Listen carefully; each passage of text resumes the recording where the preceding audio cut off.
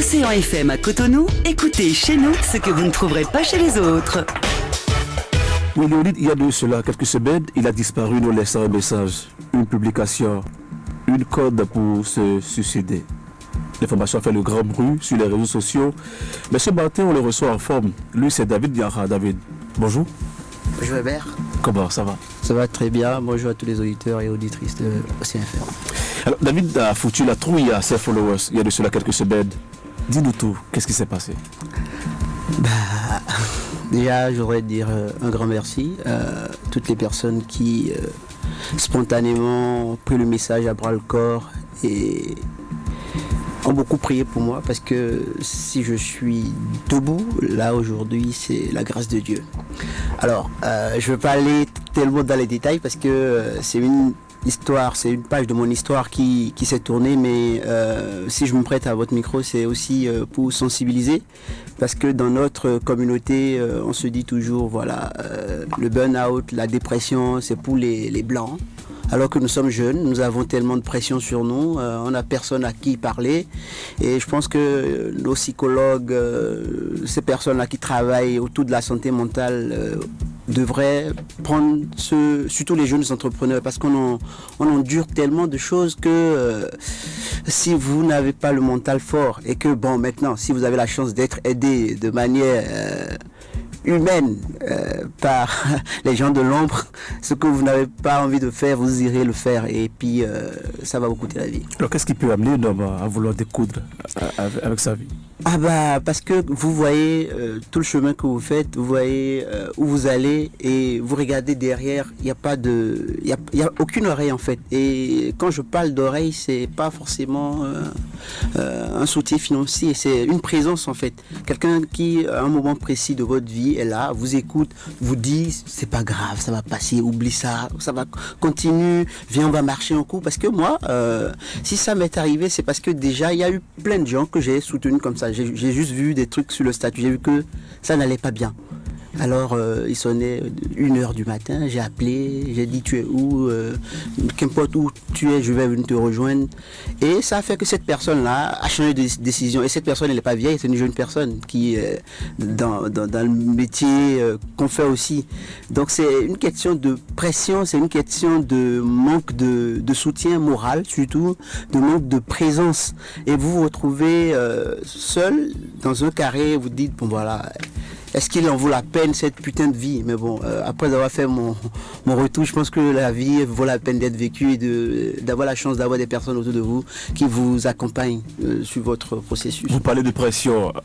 Quelle pression David Diarra, le photographe journaliste très connu, a eu pour vouloir se suicider? Bon, le message que j'envoyais à la base, c'était pas voilà, je veux me suicider, c'est parce que j'avais vraiment ras-le-bol. Je ras-le-bol parce que... C'est qui? C'est une femme qui vous a... Non, c'est un peu de tout en fait.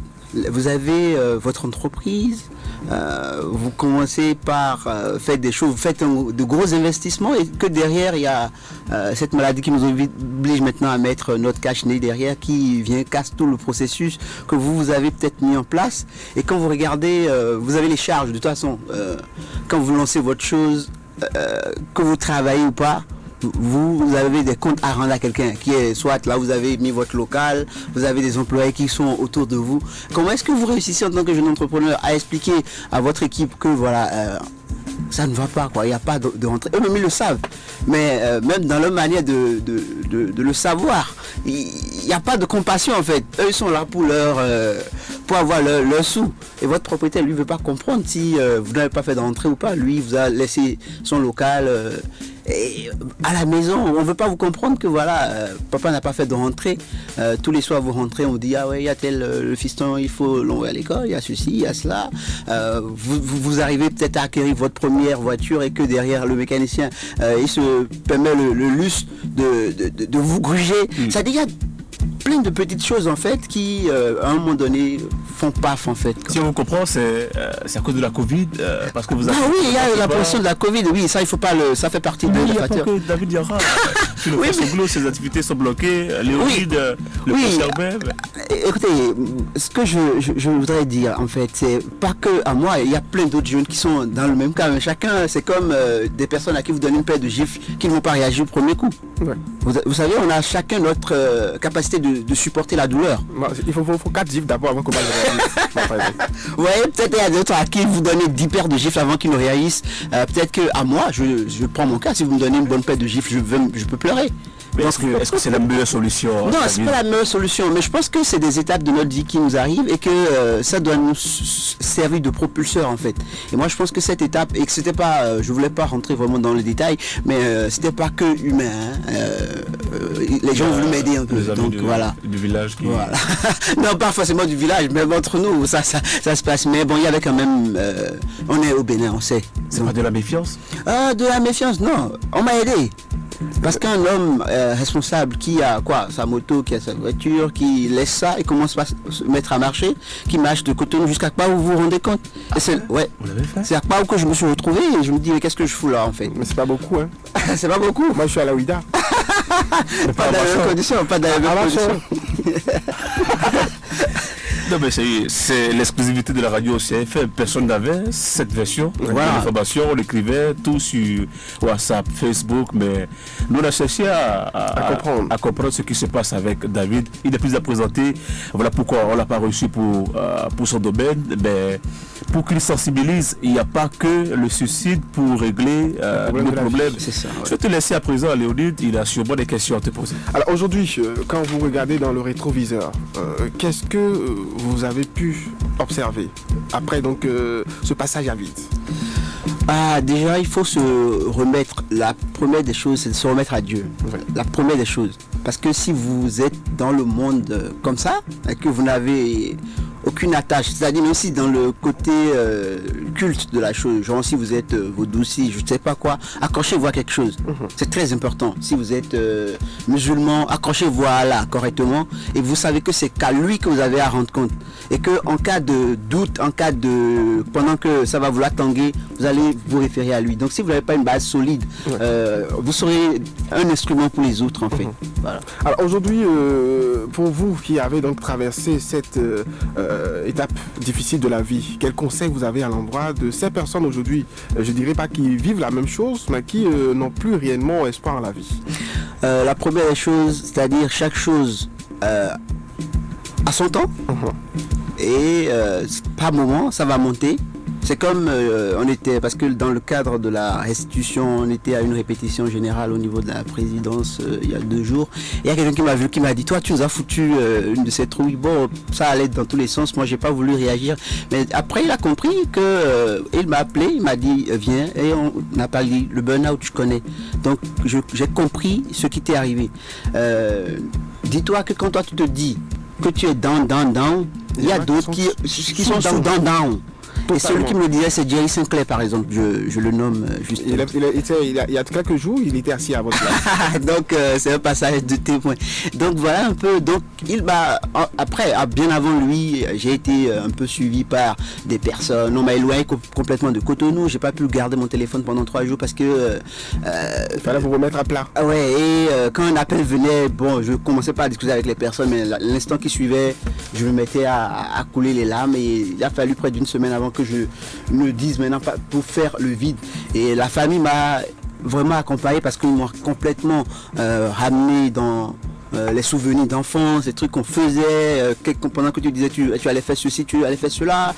Et le soutien familial a été vraiment très important. Donc ne coupez jamais les ponts avec vos familles respectives, qu'importe le problème.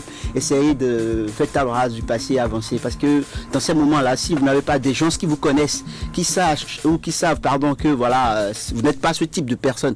Parce que ce qu'on oublie, les personnes comme nous qui apportons beaucoup de soutien aux autres, personne ne nous apporte de soutien en retour. Et ça, j'ai été souvent en victime de ça, mais il faut comprendre aussi sa mission dans la vie. Est-ce que je suis là pour que je donne en retour, qu'on me donne aussi, ou que je suis là pour apporter pour les autres? Voilà, c'est comme les hommes de la radio, vous faites tant pour les gens, vous ne savez pas, qui vous écoutent à travers le monde, mais vous impartez des vies sans le vouloir. Ouais. Voilà, c'est comme moi je suis photographe, bon je suis parti aussi de là, c'est comme je suis photographe, moi mes images je sais pas où ça voyage. Ça finit. Voilà, et quand je me retrouve à des endroits, on me dit monsieur Yanrai, des fois je tremble. Voilà, parfois il y a les gens qui sont tellement enthousiasmés, ils vous sautent dessus, et vous, oui, après vous jouez au jeu, vous dites oui, ah ça va, c'est vous, ah ok c'est bien, et vous continuez. Quelle est votre artiste préféré bien sûr? Moi j'écoute bon j'écoute tellement j'écoute de la musique du monde, mais ce que j'écoute en ce moment c'est du Blacksmith Mamonzo. C'est un groupe sud-africain. Ils n'utilisent que leur voix pour voilà. Pour tout ce que vous faites. Ouais. Alors, est-ce qu'on ne peut pas dire qu'aujourd'hui, l'Afrique est en train de s'européaniser? Est-ce qu'on peut le dire ainsi? Européaniser dans quel sens? Européaniser, si vous voulez dire que voilà, nous-mêmes on a un peu de pression, mais qu'on pense à... Non, pas du tout. On se referme de plus en plus. Oui. Il n'y a plus d'ouverture. Je vais vous donner un exemple très simple. Nous, on a des amis qui sont des Yovo, si on voulait. Bon, de toute façon, moi j'ai tout le temps grandi avec ces gens-là. Et quand ils venaient chez nous avant, ce qui les fascinait, c'est qu'on pouvait sauter d'une maison à une autre. Il n'y avait pas de clôture en fait. Ouais. Elles viennent chez nous, on va là-bas, mais ils sont revenus 10 ans après, ils ont dit mais David, chez vous ça change beaucoup là. Il dit ouais, il dit tout le monde est, enfin vous devenez comme les Parisiens, tout le monde s'enferme chez lui. Vous avez des clôtures partout, mais il dit mais c'est aussi le développement, il faut que même, on va pas rester à l'époque de nos ancêtres avec ça, donc il faut quand même que voilà. Mais c'est vrai que chacun se referme chez lui. C'est comme moi, chez moi à la maison, vous rentrez, on ferme la porte et mon fils, il sort même presque pas au dehors. C'est un peu dangereux, mais c'est toujours de la méchanceté que les gens ont entre nous. Vous imaginez quelqu'un qui me traite, moi, un voisin qui me traite de sorcier. J'ai une tête de sorcier, moi. Que le fils a rêvé la nuit, la fille a rêvé la nuit, et que on m'aurait vu. Et on fait appel chez le propriétaire me demande, voilà ce qui est arrivé, monsieur Henra, qu'est-ce que vous en pensez? Il dit, ok, moi j'attends qu'ils repartent. Le propriétaire lui a dit, vous repartez voir votre mécanicien qui vous a fait le devis que le monsieur est un sorcier. Et si vous confirmez à nouveau qu'il est sorcier, alors maintenant nous on ira faire une contre-expertise ailleurs. Bon, il est parti, il n'est plus jamais revenu. Un an plus tard, on se parlait presque pas dans la maison et un jour on m'a dit, bon, mon fils il s'appelle Kylian. On dit papa Kylian, on me dit Rodo et genre on est dans une nouvelle année et tout ça. C'est passé. Et c'est passé, voilà. David Diarra, il est 11h45, on va te libérer dans une minute. Mais bien avant, tu es photographe et j'imagine que tu seras au palais dans quelques heures pour le retour des 26 trésors royaux. Comment toi tu vois tout ça? Quel sentiment t'anime? Bah, pour moi qui suis vraiment attaché à la culture, c'est un moment historique. Et je n'y vais pas pour faire les photos, c'est pour dire que j'étais là, pour mes archives personnelles et que bon après je travaille pour un organe de presse qui est du côté de Journal Book qui a voulu que voilà j'aille fait les photos. Donc c'est un moment qui est vraiment très historique pour nous et que il n'y a pas que 26 œuvres. Il y en a plein d'autres qui sont, bon, d'autres ont été achetés, d'autres ont été arrachés de force. Moi, là, c'est la suite qui m'intéresse. La suite, est-ce qu'on fait tout ça en grande pompe et que derrière, on finit, on les fout quelque part et que l'entretien, tout ce qui doit être fait autour n'est pas pris en compte. C'est là la suite qui m'intéresse beaucoup plus parce que moi, j'ai fait tout le pays. Quand vous allez par exemple à Nati Tengu, au musée de Nati Tengu, vous rentrez dans le musée, vous allez avoir envie de vomir. C'est pas ça quoi. Donc bon courage et bonne suite au projet. Ouais. Merci beaucoup et votre mot de la fin? Je voudrais dire remercier Prince Herbert pour m'avoir invité parce que bon je gâte sa voix. Merci beaucoup parce que on s'est faussé plusieurs fois et à un moment donné je voulais plus vraiment parler de cette histoire, je voulais rester dans mon coin. Mais je me suis dit non, j'avais un devoir de pouvoir dire aux jeunes comme moi voilà, vous n'êtes pas seuls quoi. Océan FM à Cotonou, écoutez chez nous ce que vous ne trouverez pas chez les autres.